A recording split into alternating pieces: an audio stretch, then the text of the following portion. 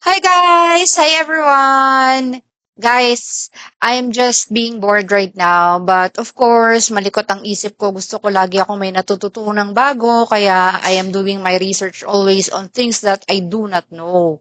So, dahil sa experience ko na na-stuck ako sa restroom for an hour, dahil po yan sa ice bath gone wrong, sa mga gustong makita ng video, just go to my channel.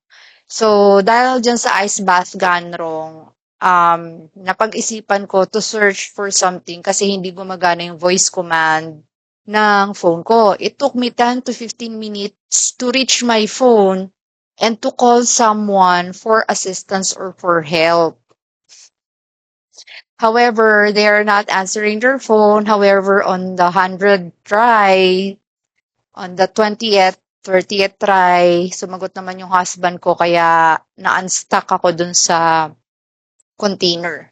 So guys, dahil sa experience na yan, I know elderly lang mostly ang gumagawa nito, but because of that experience, I learned my lesson. I turned on the voice access on my phone. Yan, isi-share ko po sa screen about the voice access. So yan, naka-turn on na siya. Kung makikita nyo sa upper left-hand part, I think mga dotted line siya, that's color blue.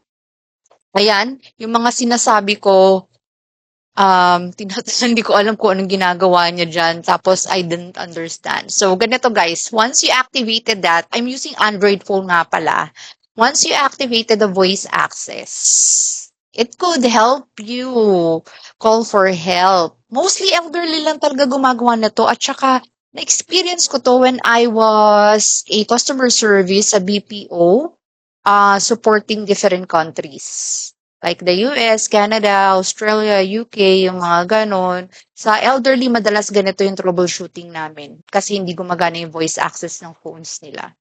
So, ito guys. So, since na-activated na yung voice access ng phone ko, papakitaan ko kayo. At saka, one thing din to for therapy kasi nga, di ba yung dalawang form of pinakamalupit na depression ko, naiwan ako sa bahay noon nang walang kasama. So, wala akong kausap, guys.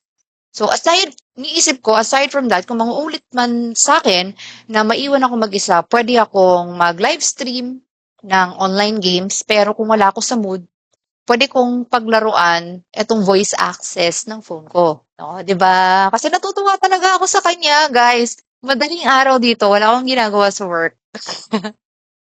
Nung inactivate at inayos ko si voice access ko, so tinatawagan ko yung asawa ko in the middle of the night, tinatawagan ko yung anak ko in the middle of the night, tinetext ko sila using the voice access in the middle of the night para ma-testing lang siya. So, kung nakikita niyo guys, kasi naririnig niya ako, kaya ayan, makikita niyo yung reaction niya, sorry, I don't understand, sorry, I don't understand, because wala akong sinasabing command.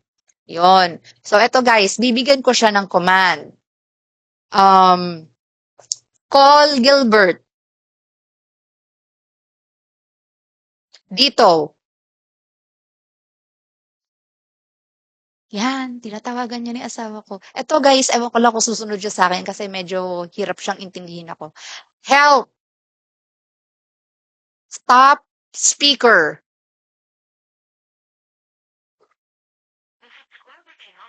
Close.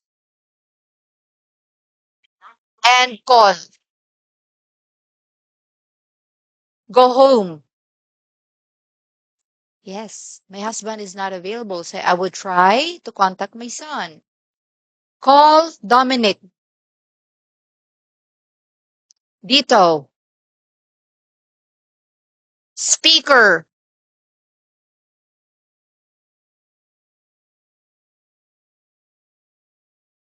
And call.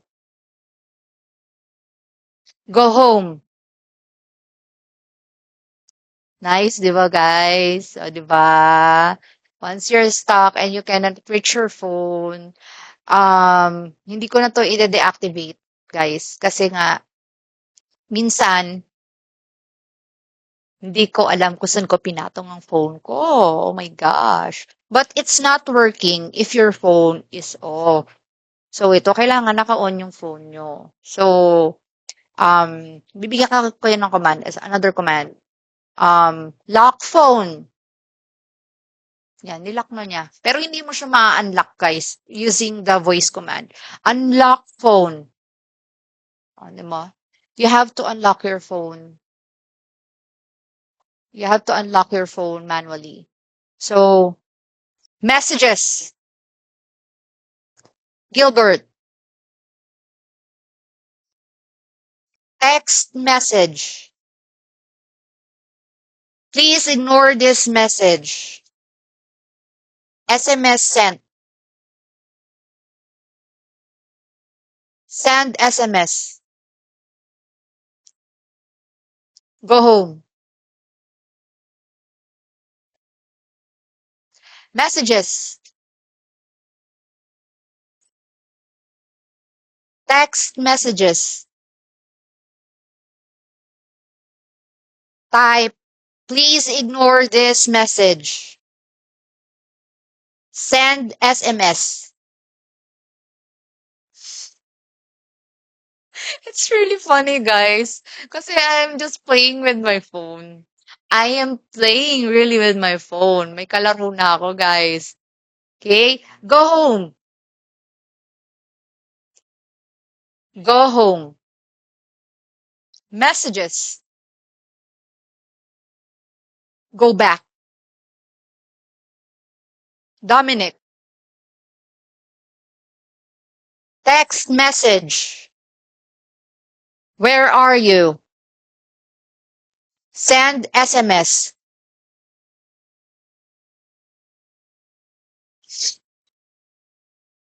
Sorry guys, tuwang-tuwa ako. May pinaglalaroan ko yung cellphone ko.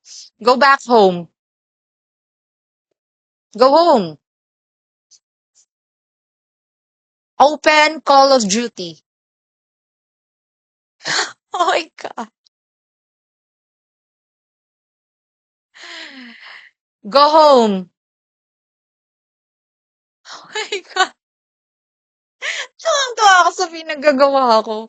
Am I that too old to do this? Because I've only experienced using this voice messages on elderly, really, guys. And I think based on my age and pagdilibangan, dahil sa sobrang natutuwa ako sa kanya and I like doing a lot of research using my computer, my cell phones. It's hard to do research on phones. However, using these voice messages could ease the use of doing research using my phone. So yun guys, lock phone please. Sorry naman guys, tuwan-tuwa kayo lang. Thank you.